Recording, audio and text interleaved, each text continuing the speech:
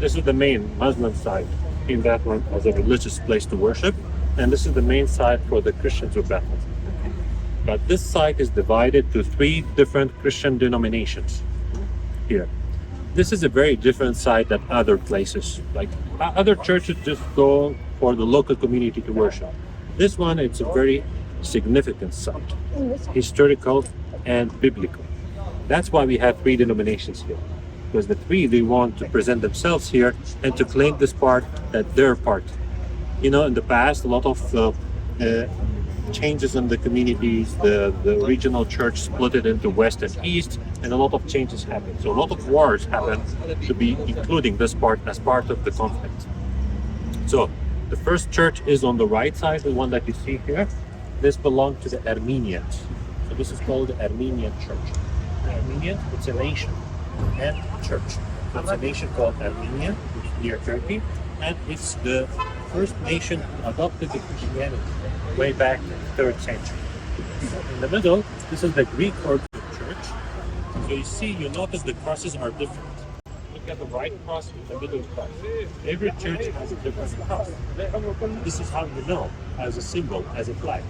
This is the Armenian church because this is how they cross it, the Armenian. And the middle one, it's a Byzantine cross, so it's used by the Greek Orthodox. And to the left side, behind the trees, we have another cross. You will see it when you come closer. It belongs to the Roman. So this is here, basically, you can call it 3 churches in 1 church. Why they are here? Because of the birthplace, and they all share the cave. Where's the cave? The cave, it is located under the church. So the church originally was built on top of the cave.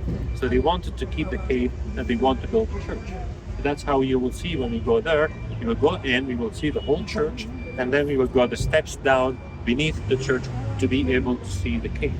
In this cave, it is a place of worship today. So there's a small altar. Every day they use this altar 6 times per day. Each denomination 2 times per day. That we have changes from the 6th century until today in terms of a bigger gate to smaller gate. Look at the top. You see the upper arch at the top? This is the original level of the gate going back to the 6th century. After that, when the Crusaders came in the 1200s, they reduced the gates. They lowered the gate until the pointed arch in the middle. It's very clear and very visible. And after that, in the 16th century, the Christians of Bethlehem decided to make it that small because a lot of people used to come to the market with their horses and riding their horses in, which is disrespectful as a holy place. And the other reason is just kind of protection. Like, also one person can enter at the same time for a reason of giving respect. How? Because you need to bow. You need to humble yourself getting into this holy place. And this is why it's called the humility door. Once you get in, you bow, you visit this holy place. So this is how we get to see the 3 different periods of the same gate.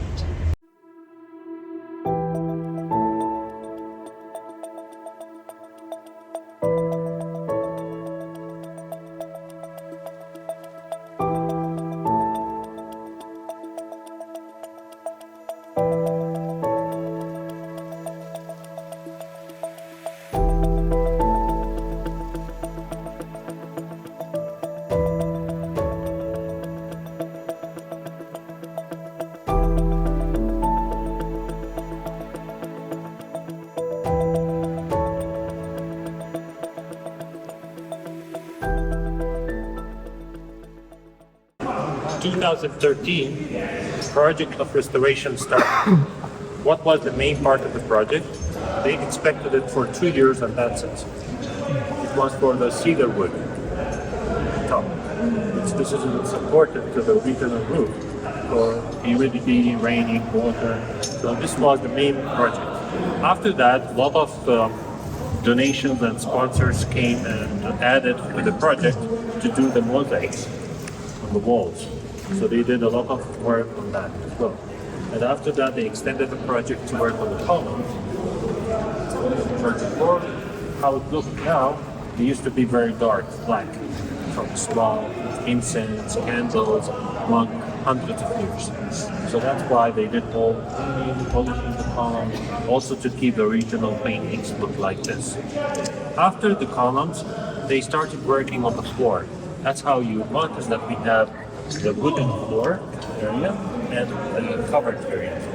So the covered area, they didn't do any excavations, so they just worked on this area, which before the restoration it was uncovered area, but not the same size.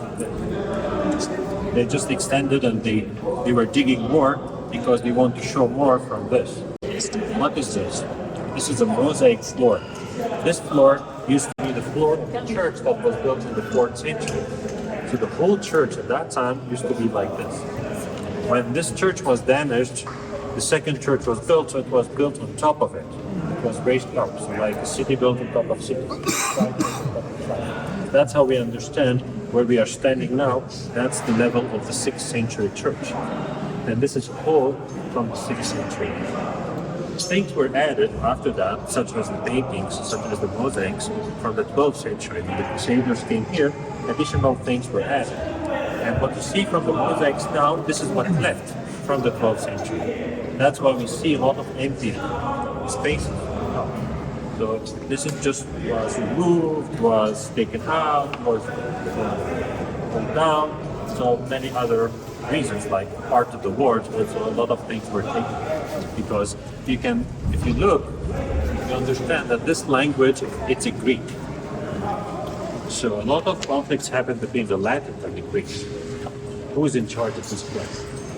Who has the right in this place? The Westerns or the Easterns? So that's how today we have an agreement. The agreement happened in the year 1852. Before that, a lot of issues happened. A lot of Latin inscriptions were removed. That's why today you see 99% Greek. So just keywords the rest of it all in Greek. So this is the result of the wars that happened in the churches.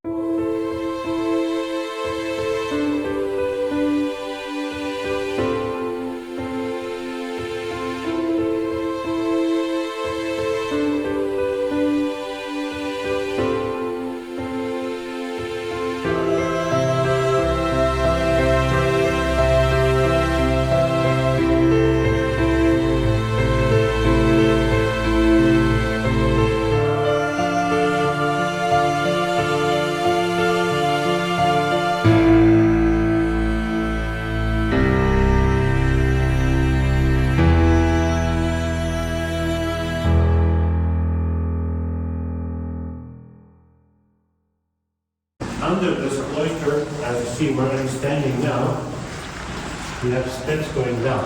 So going down where? That's another thing. Because if you think about this place without the church, so this cave, it's the same cave where Jesus was born. Just from the other side. So you already went from there, right? So we are looking down this way. So if you think about this place, this cave is connected to the other cave.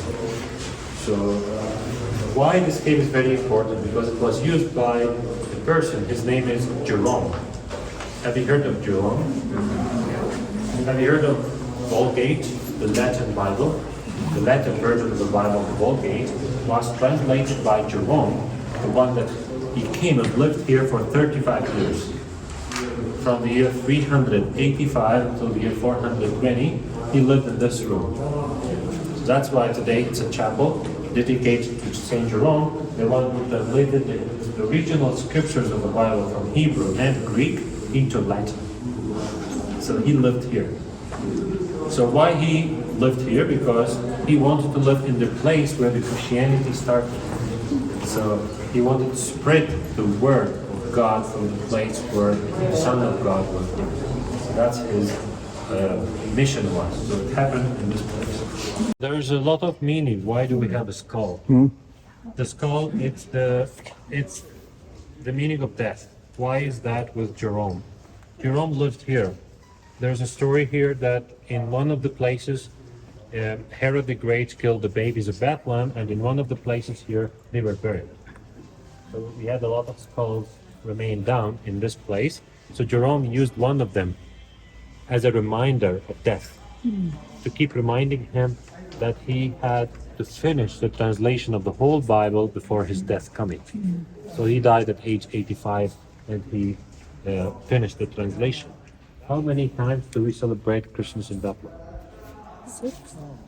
Three. 3 times. Because we have 3 churches, 3 denominations, 3 languages, 3 different ways of celebration. And also everyone wants to celebrate on his time, on his own.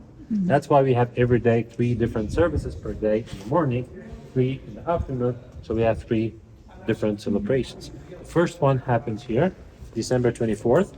The second one happens in the first part we visited. It's the Greek side on January 6th, midnight mass, which January 6th, this church celebrates Epiphany. So January 6th, if you come here, there's an Epiphany mass, there's a Christmas mass there at the same time. So when the Armenian church celebrate Christmas then, this small part that we just came from, January 19th. What is this date? January 19th. Have you heard of this date before? Like anything specific happened? It's only here. Because January 19th, it's for the Eastern Orthodox calendar, it's the day of Epiphany. It's like January 6th, it's 13 days after Christmas. So January 6th, 13 days after, would be January 19th. So the Armenian church, according to the agreements between each other, they picked this date to celebrate Epiphany and Christmas as the whole celebration. It's called the Day of the Appearance of God. So that's the meaning of the word Epiphany. So this is only in that one. In other places, like in Armenia, for example, in the country of the Armenians, they celebrate January 6th because they just use the Julian calendar.